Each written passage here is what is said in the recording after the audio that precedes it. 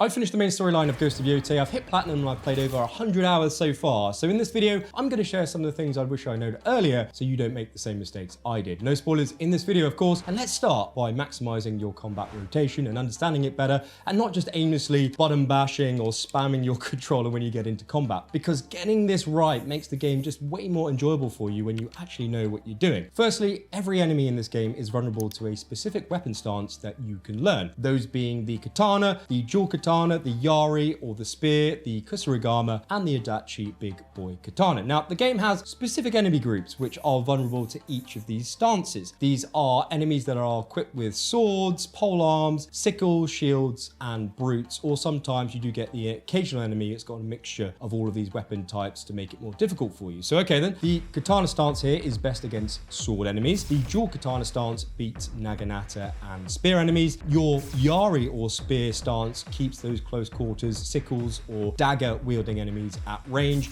The kusarigama cancels out shieldmen, and the adachi deals with those bigger, larger brute enemies. And as you can kind of see here, these counters line up nicely with the enemies versus your stances. But what's key to nuking enemies fast isn't just switching to the right stance and then spamming attacks. It's actually using a heavy attack, so your triangle button here essentially, with the correct counter stance equipped to then inflict more stagger damage, shown by that white circular bar above their heads, as you can kind of see here. And this is their guard meter. So the quicker that you actually fill it up and break it, the faster you can unload huge amounts of damage when it is broken, and they are vulnerable and they are staggered. So in short, this is the core loop of combat in this game. You need to react to an enemy group in front of you. You then need to switch to the stance that they're vulnerable to, and then you need to break their guard and subsequently kill them quicker. But how do you actually remember all of these different stances to switch to when you've got 25 enemies in front of you? Well, don't worry, I think I've got a good system here that will help you out. All right then, so let's hold R2 and bring up our stance selection screen, and we can now see here that I've changed to our Yari spear stance, which is a triangle. So do make the mental note here that the triangle looks like a spear tip, which we use to keep dagger enemies kind of like as far away as possible from us with that pointy end. Next, we have our kusarigama stance, which we activate with the R2 and circle button. And we're going to remember this by thinking that we spin the rope around in a circle against these enemies who happen to have circle shields, and we're going to break them quicker. Hopefully you can see where I'm going with this, and hopefully there's also some light bulbs turning on in your own head right now, as this kind of did for me. And next we have our dual katanas, which we activate by pressing R2 and X, with that X button looking like the kind of cross swords here. And then when we cross our katanas over that spear weapon or that speared wielding enemy, we then snap it in half, as you can hopefully see if my editing skills are up to par for you there. And then if we move on to our single blade katana, which is R2 and square, I like to think of this as our best all-rounder weapon. And we're going to remember this as our just default stance that does well against all enemies who wear square plated metal armor, especially those who also happen to wield a sword. And for our adachi, what we want to do is we want to activate this by pressing R2 and L2. And I like to think of this as a big sweeping slow sword, perfect for those slow big enemies. So that kind of requires pulling back the two big boy buttons here, for full beans damage only on those rare special occasions. Now, let's put this mental gymnastics, these mental references into practice, because you're going to be a pro at this stance mechanic in no time. I promise you. So I've hopped into game and I've got an example for you here. I've got a patrol of 3 dudes, and instead of spamming my hack and slash buttons into the middle of them, which I've been doing up until now, the first thing we're going to do is we're going to get into the habit of holding R2 and letting that slow-mo mechanic run for a few seconds, as it's good insurance time for you to not panic and then figure out strategically your next move. So let's have a look now. We've got one big boy brute on our left-hand side. We've also got what looks to be one close quarters sickle or dagger enemy in the middle, and then we've got a shieldman on our right. And let's start with a shieldman first. So to get him into that vulnerable state and to break his guard fast, we need to switch into our circular roped kusarigama stance by pressing that R2 circle button. And let's go ahead and do that now, which is good. And now what we want to do isn't just spam squares. We want to use that triangle heavy attack, which, as the game tells us, performs higher stagger damage against enemy groups with the right weapon alignment, which is exactly what we have here. And let's just take a look at how much stagger damage just this one correct heavy attack has done, which is which is quite significant. And let's actually follow this up and break his shield and then just finish him off. Good stuff. So let's go ahead now and hold R2 again, giving us a few seconds of time to process our next move. Now we've got rid of the shieldman. Let's go for the guy on the right now who's got those close quarter weapons, which we want to keep these enemies as far away from us as possible. And that means that we need to get our long Yari spear with a pointy triangle end to keep them back. So let's go ahead and switch stances to the spear stance now by pressing R2 and triangle. And let's use that heavy attack again. And as you can see here, down he goes in a couple hits. Now, once again, we want to transition back into our R2 slow-mo for our third phase, where we've got the big boy brute left. And we're going to need that, remember, that big boy weapon. How many times am I going to say this in this video? Here we go. That means we need to use those big back buttons on the back of our controller to activate the Hulk mode Adachi stance to deal with him. And if you just look at that, down he goes like a sack of potatoes. And just by being smart with your weapon rotation here, you've extremely easily killed a 3-man patrol, each with different weapons, whilst taking no damage. And that's on lethal difficulty, by the way. And this is how you're supposed to play this game, but it can get even more fun. And let me show you that now. Actually, before we do, please do hit the new hype button and the like button down below if you found this video useful so far. I'm still not 100% sure what it does after looking into it, but it does help support the channel, especially with how long these videos take to make for you. So thanks very much. I really do appreciate it.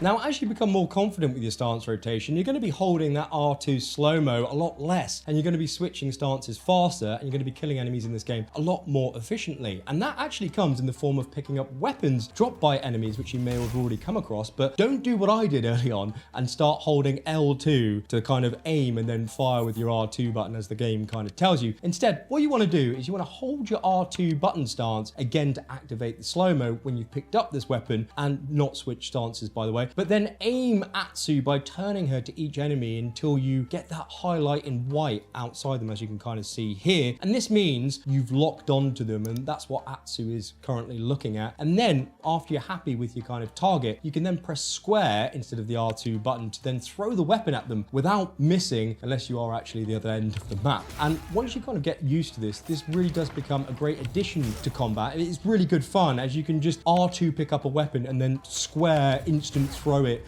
immediately whilst fighting between different kind of fights and switching your stances, which, to be honest, when it all flows together, it really does feel glorious. And this is why spending a lot of time getting this right is going to make you feel like an actual samurai in this game. And actually, that is a nice smooth bridge into stealth mechanics, because the same throw mechanic does tie into the next assassination tips that I'm going to show you right now. And one of the first things I'd really highly recommend that you spend early on in this game, specifically in the skill points tree here, and that is to unlock the chain assassination ability, as you can kind of clear groups incredibly quickly early on. And of course, I've got another example for you here. So let's take a look at this now. I've picked up my spear, and I've got my white highlight that we just spoke about activated on my target. So I'm going to press square to fire it instead of using the L2 and R2. And once it hits my target, I then get a second to leverage this automatic slow-mo kill effect in game, and that allows me to trigger the chain assassinate on the nearest enemy without auto entering combat being spotted, and then I can wipe this group of 4 pretty quickly. In fact, you can take this chain assassinate mechanic even further by pulling enemies from other sides of the camp who you're already in combat with, and whilst you're then waiting for them to catch up and get close to you, you can then assassinate an out of combat NPC and then just chain wipe everybody that you've brought over into that one area in one go, which is a nice little hack there. And when you are actually stealthing, it reminds me, and you pick up a sake jar, don't just throw it to get rid of it, as it will attract enemies. You probably found that out already. Just press your spy class up D-pad button, or L1 I think actually, to bring up a block, and it will just drop it quietly on the floor. And you will thank yourself later, as that will just aggro the whole camp. Speaking of which, you may also thank yourself later for learning some of these movements and traversal tips I've got for you here. So let's go through those together next. Okay, firstly, you're going to come across some grapple points in this game where you sometimes need to descend instead of climbing, which, you know, it wastes time. It's a little bit boring. So instead, I recommend that we follow the wise words of The Rock and Mr. Jackson. You thinking what I'm thinking, partner? Aim for the bushes. And I completely agree, because it's way more fun in this game to then just sprint off a cliff and then hook or grapple on with the R2 button mid-air versus then climbing down manually. But when you do, just tap circle and then X to reattach yourself as well when you are descending, and it will go a lot faster for you. Actually, it will just reattach. But when it comes to actually riding your horse through this game, don't just run through those white flowers for a speed boost when you see them. Use the rivers as well, as they also act kind of like motorways or highways. This lets you speed around the map pretty quickly, especially when you jump over each waterfall in that river for an additional boost. And you may as well actually just be in the Kentucky Derby, so they say. And by the way, whilst we're on the topic actually of water, it doesn't provide you with damage when you are falling from a big height. So that's another bonus to kind of using these rivers in game, or when you see them next to the edge of a cliff, instead of descending, just jump into the water and you'll be fine. In fact, actually, when you are mid-air and when you do unlock your quickfire weapons, you can even use them after jumping off your horse, which allows you to disable patrols as you dismount and kind of gives you an edge at the start of the combat. I actually found that fun and useful, which brings us nicely onto gadgets, or those quickfire weapons actually, because you could play the whole game and potentially not unlock them or not use them if you're not careful.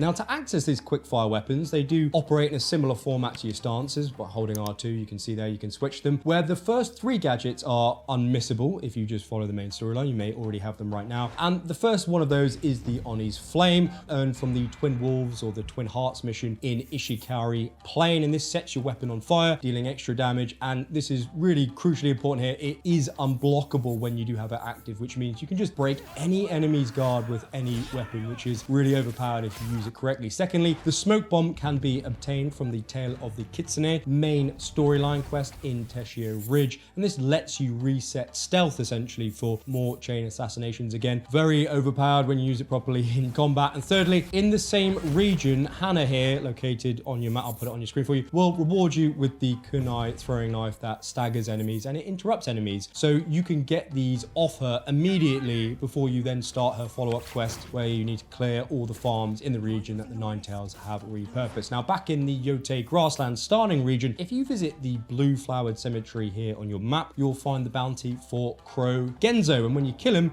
you'll loot his fashionable hat, which is very nice, and the Metsubushi, which blinds enemies and, just like the Kunai, interrupts their incoming moves. Now, as for grenades, to get the Scorch Bomb that inflicts massive fire damage in a specific area, you'll want to travel to Otaru Hills and meet Ina, the bomb maker, here on your map if you haven't already done so. And after completing a quick kind of tower defense quest, you'll then unlock this gadget. But after you've got that bomb, she will then give you another follow-up quest called Fighting Fire with Fire, where you unlock the Blind Bomb, which does exactly what it says on the tin. Essentially, it blinds enemies in a small area of effect radius, and that gives you some time to follow up with some close quarters combat. But what about gear sets? Because there are a lot of them that you can miss without even knowing in this game.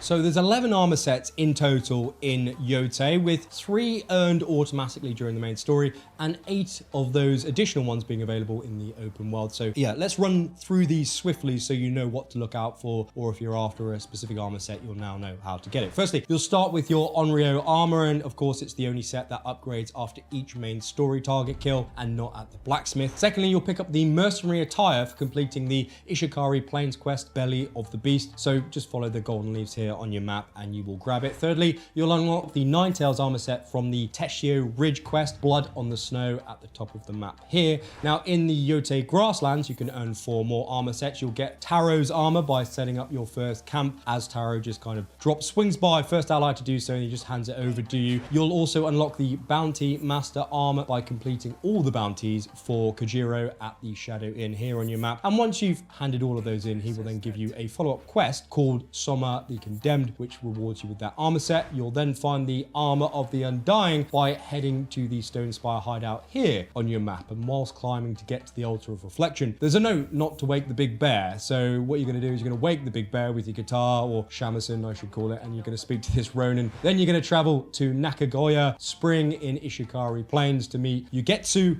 and start the main quest. It took me 5 times to record that. Nice one. Now, as for the Spider Lily armor set, to get this, you need to go to the south of Yamen Bluffs here on your map to start the Spider Lily general quest line directly. Nice and easy. Now, in Takashi range, you'll grab 2 more armor sets. So to get the Dragonfly armor, follow the river north to the Ken Forks here on your map and scare away the bounty hunter, and then that quest line does begin. As for the Crimson Kimono, very nice indeed. You want to speak to the woman at the Traveler's Pass here on your map, and then you want to head to the Sakura Woods Lake to then trigger that quest line. Just follow that through and you'll get it. Now, moving on to the robes of Sitturaynu. Excuse the pronunciation there, I'm trying.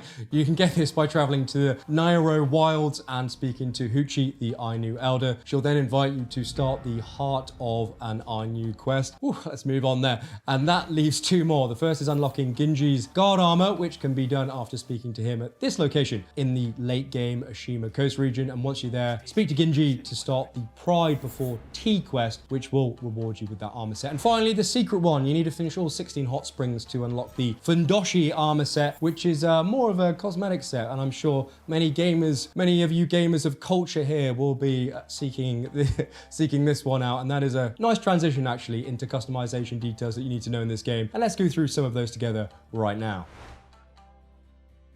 So just like in Ghost of Yōtei, there are 5 dye vendors around the world, and they don't just change the colors of your stuff, but they significantly alter appearances of your current armor set. So for example, I'm not actually a big fan of the Taro Scavenger set, but when I apply the black dye pattern, it does end up looking pretty awesome. And these vendors, by the way, they also sell unique masks that, in my opinion, are better looking than the ones that you can buy off the actual mask vendor. So the first dye to check out is the white dye merchant located by the Yōtei River here on your map in the starting grasslands region. Now, east in Takashi range, you'll find the green dye merchant on the far right hand side of the map, which is very swanky indeed. And then heading north to Teshio Ridge, you'll find the black dye vendor we just spoke about at the end of the Teshio River by the coast. And once you arrive, you just need to complete a very quick quest to unlock her shop. And let's move over into the Ishikari Plains here, because you will find the crimson dye merchant in the northeast Stone Jaw coast, and all you need to do if you're trying to find her, you just need to light a fire and then she will appear, which is very ominous. And she also sells a very cool mask, so you need to check that out. And then once you reach the Ashima coast in the story, do head to the Otsuki River location here on your map to grab the blue dyes that are on offer. And finally, do head back to Taro the Scavenger at Dead Man's Tree in Takashi range. He will sell you a couple of unique dyes for a couple armor sets, which are very easily missed. But what about money in this game, since you do need it for pretty much everything? Well, lucky for you, I've got an infinite money farm to show you. But before we go through that together, quick note, most of you who are still watching here aren't subscribed. So if these guides have been helpful or useful, hitting that sub button very quickly helps me out massively, and it makes sure that you do not miss the next breakdown, because I have a lot of Ghost of Yōtei videos coming your way. So thank you very much for your support. It's a very quick button click, and I really do very much appreciate it. So yeah, thanks very much again.